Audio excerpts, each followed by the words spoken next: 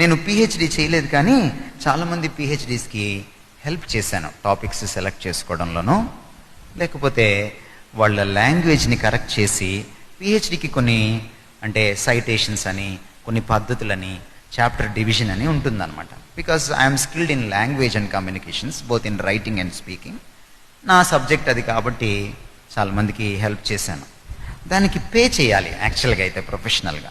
ఒక ఫ్రెండ్ అడిగాడు కదా అని నేను ఆ ప్రాజెక్ట్ తీసుకున్నాను. 12 పిహెచ్డీస్కి నేను హెల్ప్ చేస్తే, ఈ మధ్యలో హెల్ప్ చేసిన వాళ్ళు పాపం ఆ పిహెచ్డీస్ తీసుకొచ్చిన వాడి దగ్గర డబ్బులు తీసేసుకున్నారు. అతనేమనుకున్నాడంటే నేను తీసుకున్నాను అనుకున్నాడు. ఒక ముస్లిం అతను ఒక రోజున ఒక ముస్లిం లేడీని, వాళ్ళ లెక్చరర్ని పంపించాడు మా ఇంటికి. నాకెందుకో తట్టి ఆమెను బయట వరండాలో కూర్చోబెట్టి పని చేసి సీడీ ఇచ్చేశాను. ఆవిడ అసలు నాకు పరిచయమే లేదు. మెట్లు దిగి వెళ్ళిపోతూ ఎప్పటి నుంచో పరిచయం ఉన్నట్టుగా బాయ్ చెప్తుంది. నాకేంటో అనుమానం వచ్చిందనమాట. ఇదేంటి ఎప్పటి నుంచో పరిచయం ఉన్నట్టు బాయ్ చెప్తుంది ఏంటి? సరేలే అనుకొని లోపలికి వచ్చేసాను. మళ్ళీ ఇంకోసారి షీ కేమ్ అగైన్. మూడోసారి ఏం చేసిందంటే, అప్పుడు కూడా బయటే కూర్చోబెట్టాను. మూడోసారి కాల్ చేయడం మొదలుపెట్టింది నెమ్మదిగా.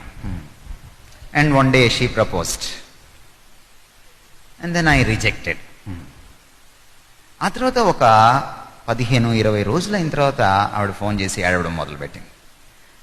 సార్, ఐఎమ్ సారీ, మీరు ఎవరో తెలియక నేను ఈ పిచ్చి పని చేశాను. యాక్చువల్గా నేను సీడీల కోసం రాలేదు సార్, మా సార్ మిమ్మల్ని ట్రాప్ చేయమని పంపించారు.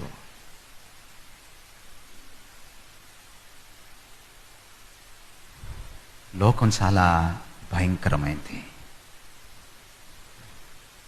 దేవుడి విజ్డమ్ మీకు లేకపోతే చాలా ఘోరాలు జరిగిపోతాయి.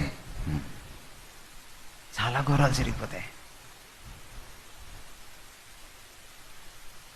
టెంప్టేషన్, అపవాది తీసుకొచ్చేటువంటి శోధన చాలాసార్లు వ్యూహాత్మకంగా ఉంటుంది, బోయేవాడి వలలా ఉంటుంది. చిక్కుకుపోతాం.